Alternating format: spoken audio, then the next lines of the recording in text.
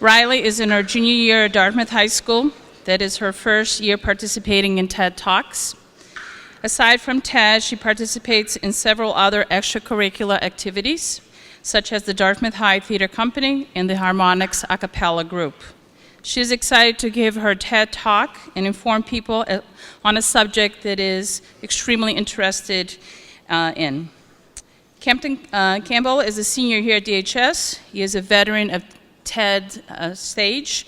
Kempton is very involved in the DHS Theater Company, serving as its president. Kempton took on the role of the Beast in last year's production of Beauty and the Beast, and he was the narrator in this year's production of A Christmas Story. Kempton loves poetry and is a member of the Poetry Club, the debate team, and is an attorney for the South Coast Youth Court.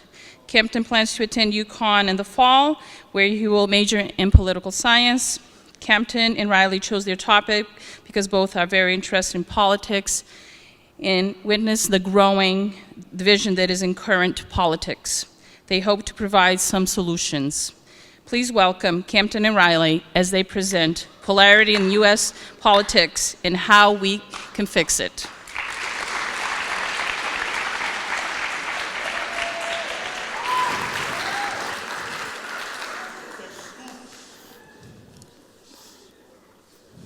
Just over a year ago, Marco Rubio, who is a Republican from Florida, stood on the Senate floor and said, "We are becoming society incapable of having debates anymore. We are reaching a point in our republic where we're not even going to be able to solve the simplest of issues." Now, after hearing this, Ryley and I sat down and we talked about it. And we came to the conclusion that what Marco Rubio was talking about was polarity and the state of our politics today. So, what is polarity? To give you a dictionary definition, it means the state of having two opposite contradictory tendencies, opinions, or aspects. In layman's terms, it's the phenomenon in politics where there is a growing disdain for the opposite political party and for those whose views differ from your own. In even simpler terms, it's the disrespect for people whose opinions they're questioning. Now, you may recognize these two men, the 44th President of the United States, Barack Obama, and the 45th President, Donald Trump. Now, most people have extremely strong and biased opinions on the two men. Likely, if they support one's ideas, they strongly disagree with the others. Or, in a more extreme sense, they have a disdain for the people who support the other's ideas. In order to portray this further, we have a diagram put together by Pew Research. We see that over the last several decades, our politics have become ever more polar. The Democrats are moving farther left, and the Republicans are moving farther right, and this leaves less room for bipartisanship in our country. So, how did the U.S. become so polarized in terms of politics? Well, Ryley and I sat down and we came up with three main contributors. So the first example is social media. In social media, you are provided with a free, uncontrolled environment to voice one's opinions, and this leaves lots of room for disagreement, which often leads to disrespect. Prime examples of this are seen on Twitter and Instagram. On these social media platforms, people are able to, if they want, anonymously post their opinions. In response, people post theirs, which often leads to disagreement, but in a disrespectful way.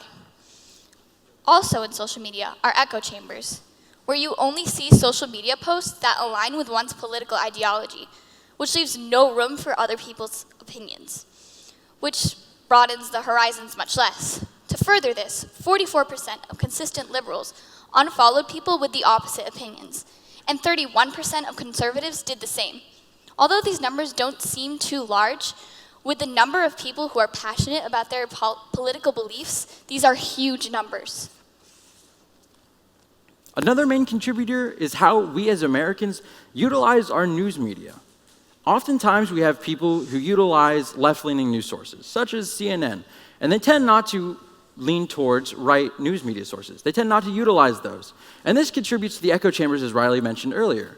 This only gives you one opinion and doesn't let you consider the other side of the story. In this diagram, I like this diagram because it shows that there are some news sources that give more factual information, such as AP, and then you have some who just give plain-out opinions, such as CNN and Fox. You also see the way in which our news media leans. You see that to the left of the diagram, you have more news media sources who lean politically left, and then to the right, you see more who lean more politically to the right. In order to display this even further, we have two news sources. One that's left, MSNBC, and one that's far right, Fox. But they're displaying the same story with different twists on it. So with MSNBC, it's more left-leaning, so it tends to victimize Nathan Phillips, the Native American man who was said to be confronting the Kentucky kid from a Catholic high school. You tend to see them victimize the Native American and not the boy, whereas in Fox, the more right-leaning one, you see the boy being victimized more. This shows how our media system is able to distort what we hear and what we see, and this shows how it has such an effect on our politics today. So another way that the US has become so polar is the amount of respect that politicians display for one another. Recently, the amount of respect has gone down. For example, Donald Trump has no issues publicly voicing his disagreements with people. In a recent tweet, he was addressing Chuck Schumer, a Democrat who is the Senate Minority Leader. In the tweet, he said, "I see Schumer is already criticizing my State of Union speech, even though he hasn't seen it yet. He's just upset he didn't win the Senate after spending a fortune like he thought he would. This displays the lack of respect that exists in politics because he is addressing somebody who is of the opposite political party. But it wasn't always like this." It wasn't always like this. Back in 2008, when John McCain was running his 2008 presidential campaign, running against the Democratic nominee Barack Obama, he's going from state to state, from city to city, participating in town halls, answering the citizens' questions. And in one of these town halls, a lady stood up, and she voiced her concern for Barack Obama, thinking that he was an Arab and that he wasn't born in this country and therefore he shouldn't be president. Now, McCain was quick to dismiss this. He takes the microphone away from the lady and even says, "No, ma'am, you're mistaken." This shows the level of respect that we used to have in our politics and the level of respect that's so rare today. So another good example is when Joe Biden was speaking at John McCain's funeral. Now, John McCain was a top Republican and Joe Biden is a Democrat. And he started his speech by saying, "My name's Joe Biden. I'm a Democrat. And I love John McCain." Now, this speaks volumes considering that they were able to put their political differences aside and appreciate each other's characters as people. So we were thinking, and we discussed what we could do as the new generation to lessen the gap. We can support bipartisan politicians, those who are able to reach across the aisle to create meaningful change for our country. Representatives like Representative Cooler, Kristen Sinema from Arizona, Senator Donnelly, and of course, Senator Collins.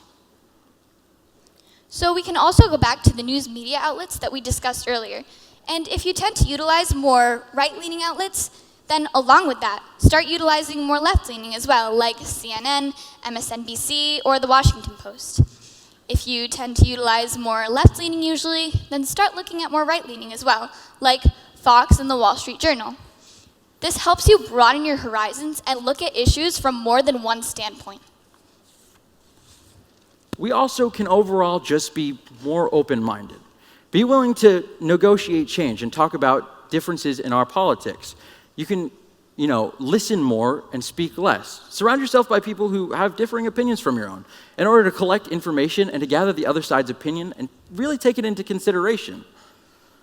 Now, we still need to maintain healthy politics. So we're not saying get rid of polarity completely, as it keeps good conversations and it allows for opinions to be heard and utilized. We just have to keep it from becoming disrespectful, as it's keeping conversation from going anywhere. Lastly, to know more information on this topic and know more about your politicians, you can visit Ballotpedia, C-SPAN, and headcount.org and learn about your state, local, and federal elections. And that's our key to the world. Thank you.